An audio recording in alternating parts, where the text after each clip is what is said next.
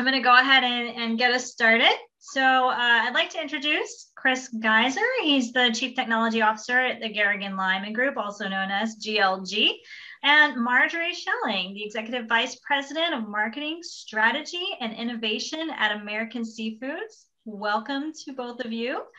And they have a wonderful presentation I'm looking forward to seeing today. It's called Starting from Scratch, Creating a Marketing Platform from the Ground Up, starting with content management, which is what Umbraco is all about. They're going to tell us their story of reinventing a brand and using Umbraco CMS as a primary communication platform for the company. So hopefully we won't have any technical difficulties this round. We'll give it a go. I'm going to shut up and let you guys take over. Just quick housekeeping. Can everybody hear me and see my screen? Yes. All right, great. And Margery, can we hear you? Can everyone hear me? I can hear you. Great. We can hear you. We can see you. So yeah, I'm Chris Geiser. This is Starting from Scratch. So GLG has been on board literally with American Seafood since the fall of 2018. And at that time, we embarked on a journey into learning about American Seafoods and their journey from humble beginnings with one fishing vessel to feeding the world with clean, sustainable protein in the form of genuine Alaskan pollock and some of the other great products that they carry. So it's my great pleasure to introduce you now to my great friend and colleague, Vice President of Marketing Strategy and Innovation for American Seafoods, Margery Schelling. Margery is an accomplished food industry exec, currently tasked with telling the American Seafood story. She's known in the food industry for monetizing innovation, for commercialization and developing great leaders. Prior to her time at American Seafoods, Margery has served as the Chief Marketing Officer and Global Innovation Officer for PepsiCo's food service business and the business units like Stacy's Pita Chips and other PepsiCo brands. Margery started her career at Kraft General Foods and moving to Procter & Gamble, where she served in various brand management roles. So we're lucky to have Margery with us today. Margery, please welcome and thank you for joining us. Thank you, Chris. Glad to be here. So just jumping right into it, Margery, humble beginnings, like we said, with one vessel. So please tell us about how the American Seafood story has evolved. Sure. Well, first, everyone, it's a pleasure and an honor to be here. I hope we get lots of questions. American Seafoods is probably a privately held company that you have never heard of. We did start with one fishing vessel. We fish for wild Alaska pollock in the Bering Sea. And today we have a fleet of 6 vessels that proudly feed over 1 billion people a year with clean, sustainable protein. And when you want to know where the Bering Sea is, just look behind me. The thing you most have probably heard about it is if everybody watches The Deadliest Catch, or at least has heard of it, we sail out of the same port that they do, but we call them wimps because we go twice as far out as they do to find our fish and fish only in the waters of Alaska. And so we bring this, it's a US source protein, federally regulated fishery. Just to, I know there's some stuff going on with, are we overfishing? Is the world being overfished? I'd like to put it this way. We have a lower carbon footprint than an egg and tofu. For every fish we take out of the water, we take 15 out of 100. It's federally regulated. There's a federal observer on all of our vessels to make sure that this species will be here forever because we own the fishing rights to this species in perpetuity. And so what hopefully we'll focus on today is how Umbraco and our partners at GLG has helped us to bring this story to life. So Margery, just tell us a little bit about how pollock's been evolving the food market and what some of the differences are. You talked about the sustainability a little bit, wild caught, frozen at sea. It's a healthy, low fat protein. Tell us about what wild line caught means to somebody that is a consumer or to somebody that is a retailer or to somebody that is a Michelin star chef. Okay, so I bet all of you have had wild Alaska pollock and just didn't know it. If you've had a McDonald's fish fillet sandwich, or if you've had a Gordon's fish stick, you've probably eaten wild Alaska pollock. But we haven't done a really good job marketing it as a company or an industry. And so how our products are caught is we're actually called a midwater trawl, which is a very fancy term for we're out in the Bering Sea and we catch the fish not low, not high, but where they swarm in the middle. And these fish come in. And what the unique piece about being wild caught frozen at sea is all about is think about a fish coming out of the water. And within 5 to 6 hours, that fish is caught, cleaned, deboned, and frozen. So it's at the peak of freshness. And what we're trying to do with the species right now is to get people to recognize what a great tasting fish this is. It's mild, it's white, it's flaky, and understand that it can be used for so much more than just a fish stick. The other way you might have heard about us that we're trying to expand people to know is I assume a lot of you eat California rolls.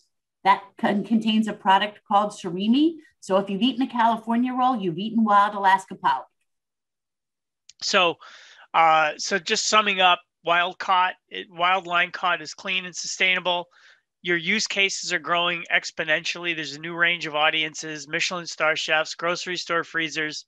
It's sustainable and traceable, which we'll talk about a little bit later on. And you're feeding over 1 billion people with wild caught, sustainable, and frozen at sea products, right? You did an excellent job, Chris. You can be in my marketing job. Yeah, maybe in another lifetime. But these are just some of the use cases that we talked about with Pollock. And then hake is another fish that you guys are out there catching, and with some similar variety of uses: whole fillet blocks, loin blocks, surimi, pollock roe, and fish oil. Right? You got it.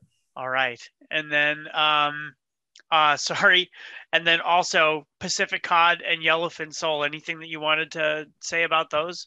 No, we only catch wild species, as you can see. We only catch sustainable fish, and they're mostly just caught, if you think about it, from Washington State all the way up to Alaska, if you think about where we fish for our seafood. Right on. So let's talk for a bit about what the American Seafoods website represents. For example, you don't do any advertising. So how does that change how you think about what the site needs to do for you? So I think the most exciting thing to think about is rewind 4 years ago. There were no marketing people in American Seafoods or no innovation people in American Seafoods. It was a company that prided itself on fishing responsibly, sustainably, taking care of our crews. And I was brought in to say, we have this amazing story. How are we going to tell it to people? How are we going to have them understand that we do our own carbon footprint analysis, or that we, have a federally regulated fishery, or how we pay our crews a living wage because they do profit sharing on what we do. So everything we catch, they share in the profits. And so the challenge for us was, as a B2B company, how do you think about the ability to tell this story in a world where we do no advertising? So it started with a reconstitution of the brand and really set up what the brand was going to stand for, whether it was look and feel, whether it was simplifying the 7 logos that were on our vessel, or whether it was how we were going to tell the story. And the best analogy I can give on that is when we started the journey, this journey was people used to say, hi, I work for American Seafoods. We're the largest catcher processor of wild Alaska pollock in North America. Today, when we meet people, we like them to take away, hi, we're American Seafoods. We are proud to feed the world with clean, sustainable, healthy protein, feeding 1 billion people over a year. And where do they get this messaging? From our website. So I can't underestimate how important it is for people to understand who we are. And the website was and is the primary platform for communication. So going back in the Wayback Machine a little bit, what the website looked like at one time was a little bit like this. It was pretty much, a simple couple of pages to tell a little bit about the story. So you had a brand consolidation that you had to do to integrate a number of different logos, like you said. And when we first started to collaborate on this project, we were trying to accomplish and communicate a number of things that we brought up, how the Umbraco implementation needed to change how you do business online and digitally. Absolutely. so you had a broad range of needs. You had to be able to sustain all of this with limited resources. And so, and then grow that new brand that you created from this existing set of sub-brands and subsidiaries. And so your requirements, merging these two brands into a single unified experience, compelling creative storytelling to express the brand, thought leadership about what you guys are doing sustainability wise and how you lead the industry with wild caught, industry landing pages and education, product content. Recruiting was a critical part of what the site had to do to get those people on board, literally. Operating data, where are you fishing, right? So that's something that we'll talk about in a little bit. News and press, sales enablement, which was something that you and I focused on in the early stages of the project. How can we make sure that the sales team has a legit vehicle for taking out to trade shows and some of the other places that you need to be? Regulatory information, and customer relationship management, which are all things that were rolled into this project as we got started. So joining the fleet, sort of the unofficial seventh vessel, was Umbraco. Was an unknown to American Seafoods at the time, and so we brought it in as a cornerstone to your emerging digital and marketing needs and how it's evolving. So just touching back on some of the points that have been made earlier in the day, about best of breed, we started best of breed with how the website was a critical path for how your marketing needed to evolve digitally. So this is just a look at the back office, a little bit of a meta experience in the back office. It looks like any other Umbraco back office, but that's sort of the beauty of it, was simplifying this collaboration so that we could get to the fundamentals within the Umbraco implementation. So Margery, would you like to talk a little bit about how Umbraco has helped to enable you to manage the COVID-19 response? Yeah. So we can talk a lot about the functionality on Umbraco, but I'd be lying to say if I was the expert, I'm not. But one of the things that I think is critical as a user and as a customer of Umbraco was to understand the ability to turn on a dime. And what I mean by that is we had a beautiful website. We love it. It's doing a great job telling the story. And then COVID hit. And what some of you may not know is that we were one of the first vessels that were out in the Bering Sea that was hit with COVID-19. We had 2 vessels on our fleet come in the Bering Sea, test positive for COVID, and all hell broke loose. We needed to be able to figure out how we brought out the information to the trade, whether it be seafood trade, whether it be our bankers, whether it be investors, whether it be our own employees, on what was going on out there in the environment. But at the same time, it was really important for me as the brand owner to separate this communications from American Seafoods. So I didn't want you typing onto americanseafoods.com and the first thing coming up going, oh my God, we have a COVID incident. So what we were able to do with Umbraco was almost overnight, well, literally overnight, we added a COVID-19 response tab that Chris shows you up here, where you were able to come into the site. And if you were the press or if you were anybody in our company, you could hit on that site and we were uploading the information on a separate page almost instantaneously. You know, guys, the Seattle Times was calling. We had Interfish calling. We had our own people calling. We even had people who were on the vessel, spouses of them, going, is my husband or is my crew member affected? And this page became a way for us to say, here's the information. It's easily understandable. It's how you get in contact with us if you need something. And that went up within under 24 hours from not expecting this to happen, because we put our crew in quarantine, so it was a complete surprise, to being able to be live, meeting the needs of the industry. So I think the takeaway here is basically that, you know, for some things that many in the technical track might take for granted about how easy it is to deploy, edit, and manage via Umbraco, when you're a small resource marketing team like Margery has, right, where you have a large brand but a small team, that the ability to have the friendly CMS is one of the critical critical elements and actually becomes, like we said, the seventh member of the fleet in this case.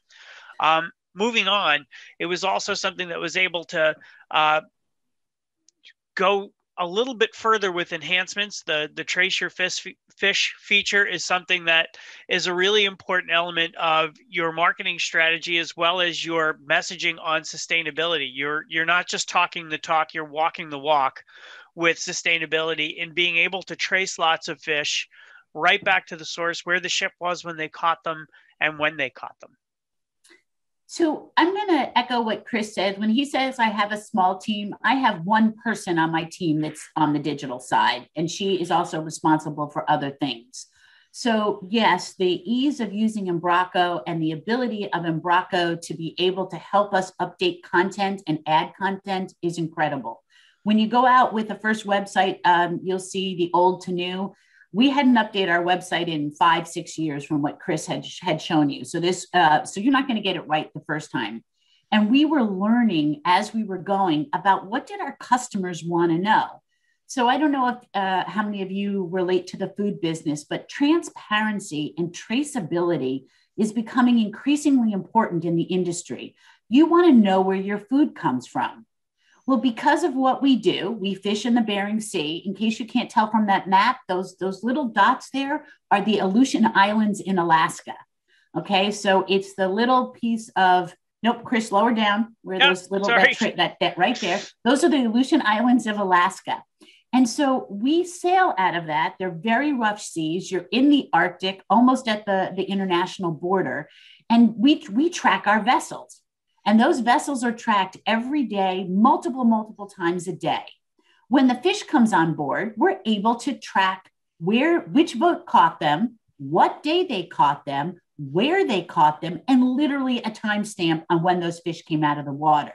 And when we were talking to our customers, they were like customers being Gorton's, Highliner Foods, Nomad in Europe.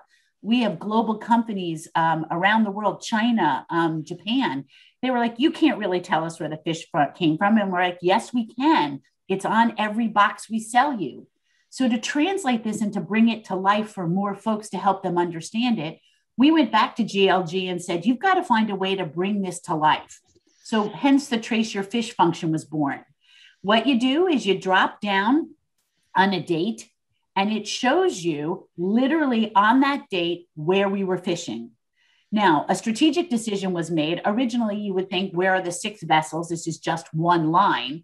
But for safety reasons, we actually developed this that you could track every vessel. So do you want to know where the American Triumph is or the Dynasty? And for safety reasons from the president of our fleet, after we developed all of it, he was like, I don't want people tracking our individual vessels. That's not cool to me. I think that has safety ramifications, as I said. So what we then went back to do is turn to GLG and said, okay, the boats aren't fishing in that different areas, aggregate all the data and come up with a somewhat more generic single vessel tracing where the fish comes. Yes, could we be 5 or 10 miles off on where that fish came from a particular vessel that day? Yes, but for the general population and for customers, being able to have them do this is incredible. And the thing that I want to say on this for a minute is it's not just a tool for me to sell to them.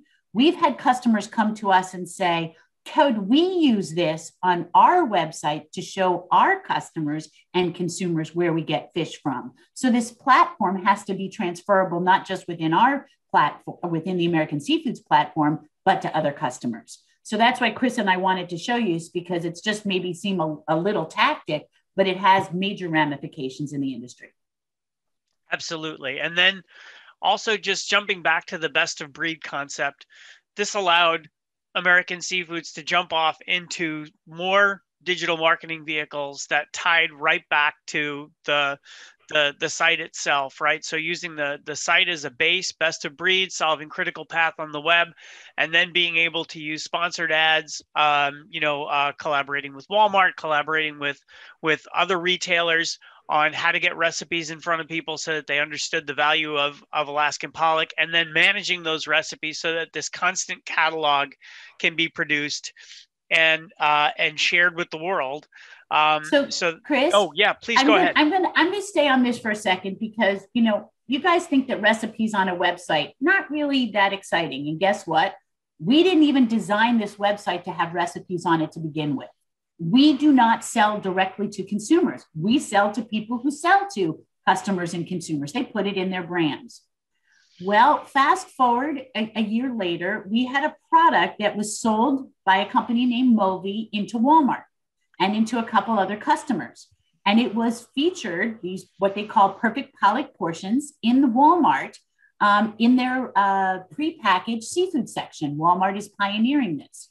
Well, all of a sudden, wake up and figure out that we're in this test market in 189 stores, and consumers may not have heard of what Wild Alaska Pollock. If it's 2 o'clock in the afternoon for any of you, 65% of you do not know what you're having for dinner tonight. Solving the dinner dilemma. So imagine walking down the path of Walmart, seeing this species and not knowing what to do with it. Well, we had to turn on a dime with GLG to say, okay, we're going to excite people about this species now being available at this customer, drive them to the shelf. Walmart wouldn't let us put up recipes, wouldn't let us put up signage, wouldn't let us activate in store. So we had to come back to them and say, okay, run a Facebook, Pinterest, LinkedIn campaign, whatever you want to do to help consumers be aware of the species. But what's most important? Figuring out what to do with it. So turn on a dime, have a content management situation. We created Wild Alaska Pollock recipes. We went to all of our employees and said, hey, send us what you think are great inspired recipes so we can ask. And then at the end of the day, we turned this on a dime and put it up live. And it became the third most traffic place on the website for 192 stores in Florida. So sorry, Chris, I get passionate about that because it was so important.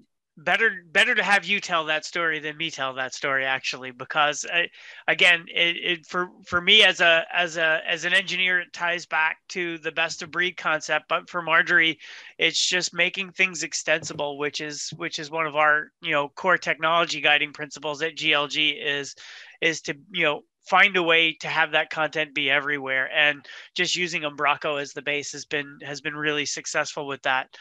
Margery, I want to thank you so much for spending time with us. This was really fun to have you with this presentation. I think we have about 5 minutes if anybody has any questions. Otherwise, we could probably do an American Seafood sponsored coffee break.